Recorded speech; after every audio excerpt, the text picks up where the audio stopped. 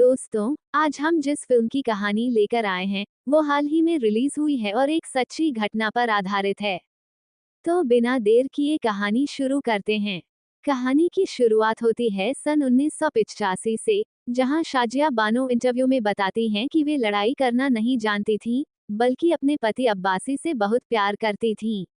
लेकिन लड़ाई उनकी मजबूरी थी। इसी पति पत्नी की लड़ाई ने देश को दो हिस्सों में बांट दिया। यहीं से बानो अपनी पूरी कहानी सुनाना शुरू करती हैं और हमें सन 1967 का सीन दिखाया जाता है। ये वह दौर था जब बानो और अब्बास एक दूसरे से बेहद प्यार करते थे। शादी के बाद अब्बास ने बानो को रानी की तरह रखा। घर में किसी चीज की कमी नहीं थी और अब्बास एक बहुत अच्छे वकील थे। उनकी जिंदगी बिल्कुल ठीक चल रही थी। लेकिन एक दिन बानो के पड़ोसी ने गार्डन में उनके साथ बदतमीजी की। ये बात पता चलते ही अब्बास ने उसी वक्त वह गार्डन लीगली बानो के नाम कर दिया। 1.5 साल बाद बानो ने एक बच्ची को जन्म दिया। इसके बाद अब्बास ज्यादा मेहनत करने लगा और घर आना कम हो गया। वह सिर्फ फोन पर बात करता। बानो काम के प्रेशर को समझते हुए सबके साथ एडजस्ट करती रही। कुछ समय बाद बानो को दूसरा बच्चा भी हुआ, लेकिन अब्बास का बिजी रहना और भी बढ़ गया। दूरियां बढ़ती जा रही थीं। फोन पर भी कम बातें होती और फिर वह भी बंद हो गईं। एक दिन अब्बास ने फोन उठाया भी तो सिर्फ धमकी देने के लिए। उसने कहा कि अगर बानो ने उसे फोन किया तो वह घर की वायर काट देगा। कुछ ही समय बाद अब्बास 3 हफ्तों के लिए पाकिस्तान चला गया। वह अक्सर साहब का प्रॉपर्टी केस देखकर जाता था, लेकिन इस बार उसने बानो को बताना भी जरूरी नहीं समझा। बानो को अपने परिवार वालों से पता चला कि अब्बास पाकिस्तान गया है, 3 हफ्तों के लिए। 3 हफ्ते बीत गए, फिर 3 महीने और आखिरकार अब्बास इंडिया वापस आया। बानो बहुत खुश थी, लेकिन जब अब्बास लौटा तो अकेला नहीं था। वह एक पाकिस्तानी लड़की सायरा से शादी करके आया था। ये सुनकर बानो के पैरों तले जमीन खिसक गई। अब्बास की माँ और बहनों ने सारा दोष मजबूरी पर डाल दिया कि सायरा के पति का निधन हो गया था। वह अकेली थी, इसलिए अब्बास को उससे शादी करनी पड़ी। लेकिन बानो इस रिश्ते को स्वीकार नहीं कर पा रही थी।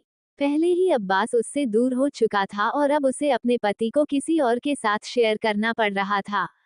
अब्बास ने बानो को समझाने की कोशिश की कि वह उसकी पहली बीवी है और उसका दर्जा कभी कम नहीं होगा। वह सायरा से शादी मजबूरी में की है।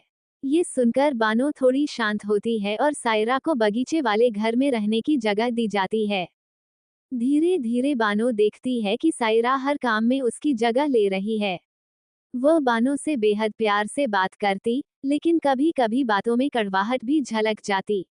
एक दिन सायरा ने मार्केट से ऐसी चीजें खरीदी जो अब्बास को पसंद नहीं थीं। जब उसे पता चला तो वह बानो पर चिल्लाने लगी कि उसने पहले क्यों नहीं बताया। तभी सायरा ने सच्चाई बताई कि अब्बास ने उससे मजबूरी में नहीं, बल्कि अपनी मर्जी से शादी की है। शादी से पहले वे एक दूसरे से प्यार करते थे। ये सुनकर बानो अंदर तक टूट जाती है। जब वह अब्बास से पूछती है तो वह गुस्से में इनकार कर देता है और कहता है कि उसे अपने हर काम का हिसाब देना जरूरी नहीं। धीरे धीरे अब्बास पूरी तरह बदलता जाता है। रातों को सायरा के पास रहता है और बानो अकेली पड़ जाती है। समय बीतता है और 2 साल बाद बानो के 3 बच्चे हो जाते हैं। अब्बास का ध्यान कहीं और है। एक दिन बानो खुशखबरी देने उसके ऑफिस जाती है, सायरा प्रेग्नेंट थी।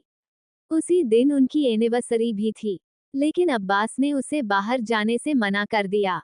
गुस्से और दुख में बानो अपने तीनों बच्चों को लेकर मायके चली जाती है। कुछ दिन बाद अब्बास का फोन आता है कि वह बानो और बच्चों का खर्च हर महीने 400 रुपये भेज देगा। लेकिन कुछ महीनों बाद उसने वह पैसे भी भेजने बंद कर दिए। मजबूर होकर बानो वापस अब्बास के पास जाती है, लेकिन इस बार वह अपना हक मांगने आई थी। अब्बास कहता है, तुम खुद अपनी मर्जी से गई थी, मैंने तुम्हें नहीं निकाला। वो कहता है, एक अच्छी औरत वही है जो पति की हर बात माने। बानो कहती है, बच्चे जितने मेरे हैं उतने तुम्हारे भी हैं। मैं अपने बच्चों का हक लेकर रहूंगी। इसके बाद वह कोर्ट जाने का फैसला करती है। एक वकील बेला उसका केस लेने को तैयार हो जाती है। अब्बास को नोटिस मिलता है और वह हैरान रह जाता है। इस मामले की चर्चा पूरे शहर में फैल जाती है। कुछ लोग बानो के खिलाफ होने लगते हैं कि एक मुस्लिम औरत होकर वह अपने पति पर केस कर रही है। लेकिन बानो कुरान से दलीलें देती है। तलाक 3 महीने की इद्दत के बाद, परिवारों की मीटिंग के बाद और वजह समझाने के बाद ही दिया जा सकता है। लेकिन अब्बास ने उसे एक ही सांस में 3 तलाक दे दिया। बेला बताती है कि यह तलाक गलत है और बानो अभी भी उसकी पत्नी है। इसलिए अब्बास को बच्चों का खर्च देना होगा। केस चलता रहता है और आखिरकार हाईकोर्ट फैसला देता है कि अब्बास को बानो को हर महीने 122 रुपए देने होंगे, जीवन भर। अब्बास इस फैसले को सुप्रीम कोर्ट में चैलेंज करता है। समाज का एक बड़ा हिस्सा इसे धार्मिक मुद्दा बना देता है। लेकिन बानो दलील देती है, मेरी लड़ाई किसी धर्म की नहीं, एक औरत के हक की है। अंत में सुप्रीम कोर्ट भी हाई कोर्ट के फैसले को बरकरार रखता है। बानो केस जीत जाती है, लेकिन समाज उसे गलत कहने लगता है। उसके घर पर हमला भी होता है।